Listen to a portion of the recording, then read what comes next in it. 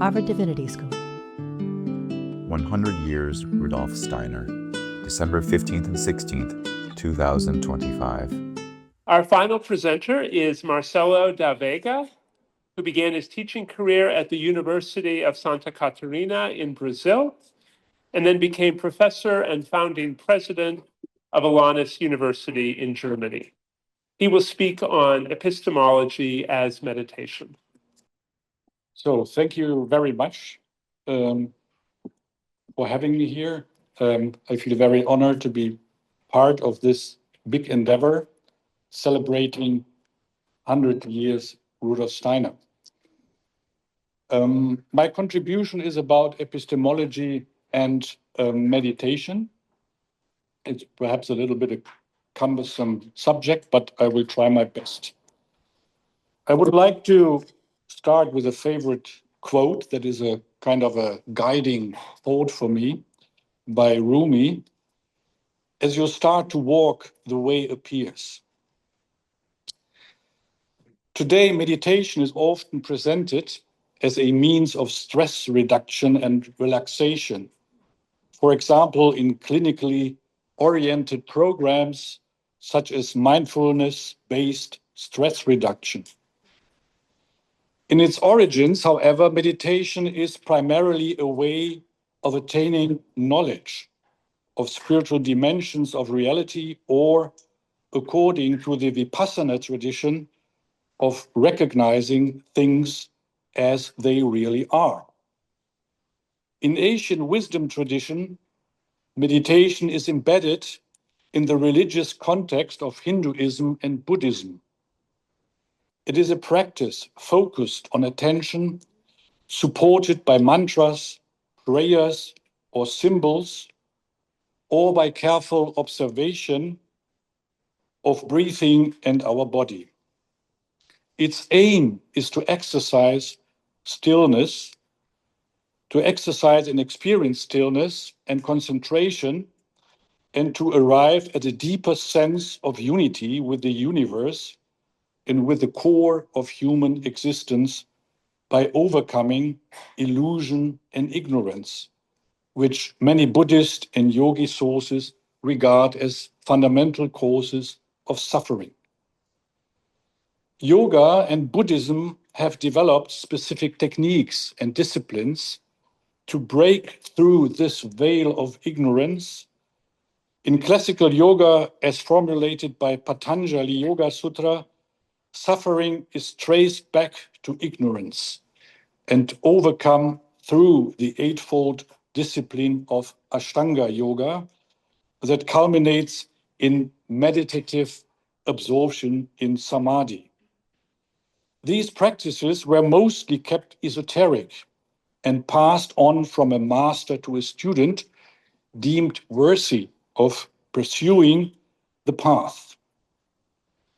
In Buddhism, the spiritual path is called Dharma, Pali Dhamma, a key term in Indian religions that in Buddhism denotes both the Buddha's teaching and the true nature of reality, together with a practical path that leads to liberation.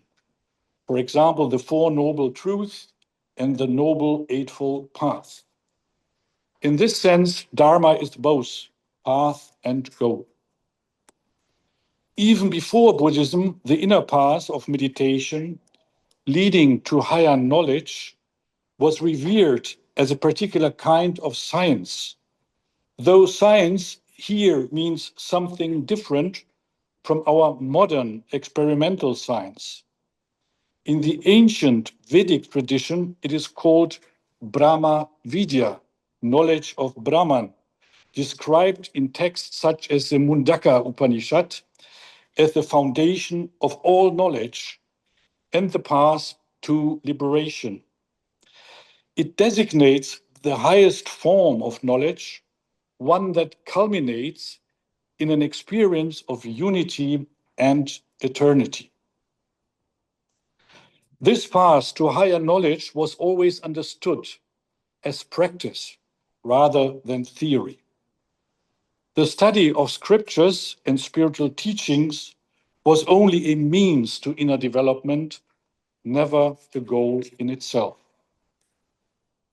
In the modern context, in the modern Western context, Rudolf Steiner took up this ancient idea of spiritual development and sought to cast it in a new form. He did so first by publicly describing methods of inner development and meditation, and second, by strongly emphasizing the necessity of full cognitive autonomy rather than following a teacher or guru. The methods he presented consist of specific exercises supported by rules of self-discipline and ethical development. Although he does not systematically define meditation as a concept. Many of the rules and guidelines he introduced into Western culture resemble ancient Indian tenets. They primarily encourage the transformation of egoistic interests into attitude of love and service as the basis of the capacities that enable the attainment of higher knowledge. Higher knowledge, in turn, is meant to transform the world we live in. It is not understood as a withdrawal from it. The basic idea of this path, as outlined in the book Anthroposophy, a Fragment, that was already quoted today, is actually simple. We know the physical world because we belong to it and perceive our environment through physical organs. At the same time, we have an inner life, our consciousness with its own reality. Personal consciousness is embedded in a universal consciousness that can likewise be experienced by senses of a similar substance. Physical senses exist through biological evolution. Inner senses have to be cultivated through self-discipline and contemplative exercises. Material senses perceive material reality. The observation of an immaterial environment requires corresponding spiritual or mental senses. Quote, man is connected with the spiritual world in relation to this spiritual nature, just as he is rooted in a physical world through his physical nature. It will then also be understood that materials for knowledge of man can be taken from the spiritual world, just as anthropology takes materials for the physical man from physical observation. Steiner's idea of anthroposophy was meant to provide a path into a renewed culture of spirituality, something already present in ancient pre-European cultures, but overshadowed in the course of history by the rise of the modern Western sciences. He did not reject these sciences. On the contrary, he embraced them. This explains why his starting point for introducing a new spiritual culture was somewhat surprisingly something as abstract as epistemology. From the beginning of his career as a writer until around 1900, epistemology is one of the central themes. Later, after 1900, it reappears in books like The Riddles of Philosophy, Riddles of the Soul, and in the revised editions of The Philosophy of Freedom and Goethe's Theory of Knowledge. The question posed by Immanuel Kant, what can we know? And the subsequent work of many German transcendental philosophers concerned the nature and limits of knowledge. It also became one of the key topics in the phenomenology of Edmund Husserl. By the end of the 19th century, epistemological discussion was strongly shaped by Kant's Kant's assumption that human knowledge is confined to transient and sensory experience. Because Steiner sought not merely to revive ancient traditions, but to found a new spiritual culture, he had to confront these assumptions about knowledge and science. In his view, Kant was right insofar as modern scientific knowledge is, in fact, bound to physical experience. This reflects a general characteristic of modern consciousness, yet Steiner was convinced that it is possible to transform this mode of thinking through inner training and lead it to the threshold of a specifically Western practice of spiritual experience. The exercises he weaves into his writings aim at intensifying the experience of thought so that thinking becomes conscious of itself. His reflections begin with things, objects, and processes familiar to our ordinary consciousness, such as a rolling billiard ball or a stone thrown into the air. Phenomena anyone can observe.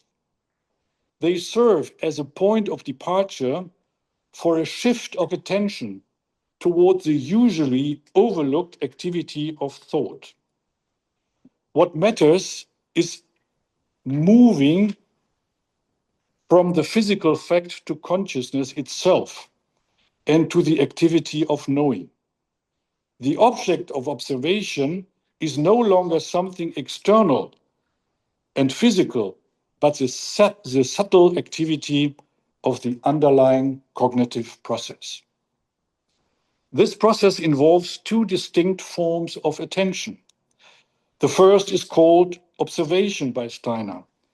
Observation is receptive and consists of noticing what approaches me through my bodily and inner senses. Observation is a mode of awareness. Observation as a mode of awareness accompanies the appearance of different elements of an object or event. These various aspects unfold in sequence and enter the field of attention without being produced by me. They simply occur. Yet in order to identify and understand them, they must be related to each other. This is possible only by activating thought and engaging in thinking activity. Thinking relates to its content in a different way than sense perception. It does not merely show up, it must be actively called forth, while at the same time remaining sensitive to the inner logic of the thought content. If I think a simple thought such as that of a door handle, for instance, I must grasp, not fabricate, its specific logical structure. I understand the thought of a door handle and its function when its intrinsic logic becomes transparent in the process of thinking. This thought content can likewise be grasped and understood by any other person because it is governed by its own inner coherence rather than by my subjective preferences. From this perspective, thinking appears as a mode of active perception. Furthermore, a thought does not remain an isolated entity. Its content can become a lens through which I observe and understand a sensory object as a concrete manifestation of that very content. I see a particular object as a door handle because I understand the concept and apply it as a lens in the moment of perception. Everyday things and beings, like birds, clouds, houses that I see, hear, or otherwise perceive, are not simply there. I recognize them in the light of thought contents that I managed to bring to bear in the act of observation. The capacity to actively experience such self-regulated thought is what Steiner calls living thinking or intuitive thinking. In this sense, what we call reality appears for us as the result of a constant interplay between observation and intuition rather than replication.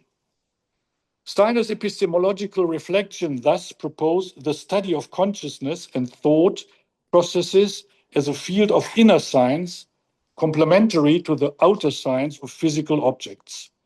His texts function as exercises that train the ability to focus on non-physical processes and thereby expand the field of observation towards immaterial aspects of reality.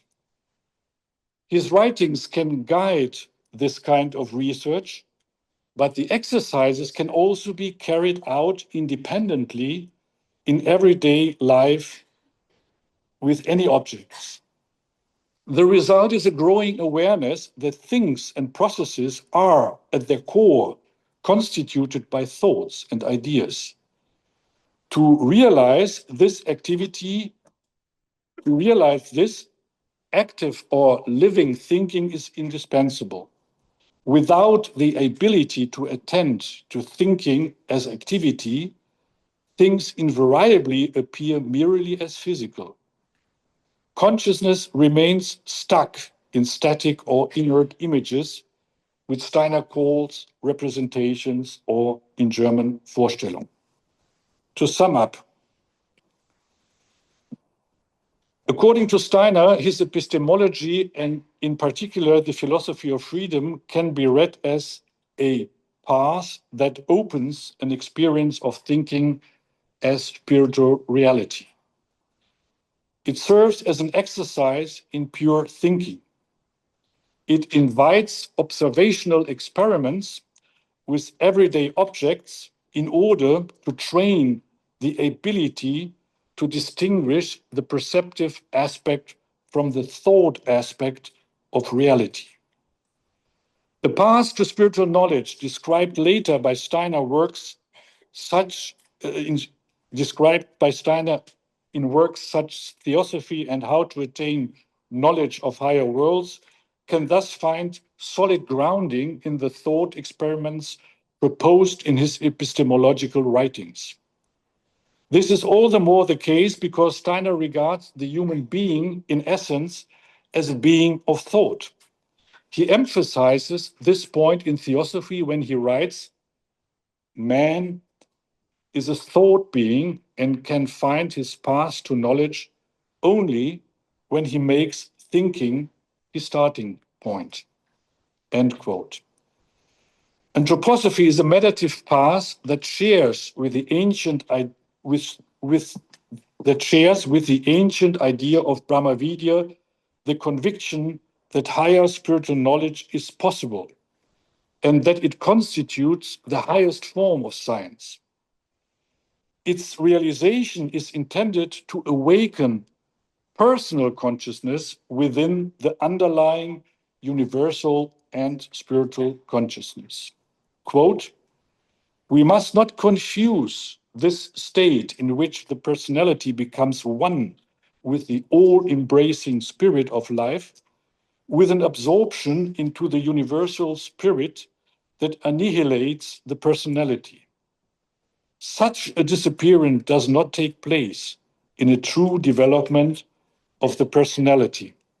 Personality continues to be preserved as such in the relationship into which it enters with the spirit, with the spirit world. It is not subjection of the personality, but its highest development that occurs." Thank you very much. Sponsored by the Program for the Evolution of Spirituality. Copyright 2023, the Prestigious Fellows of Harvard College.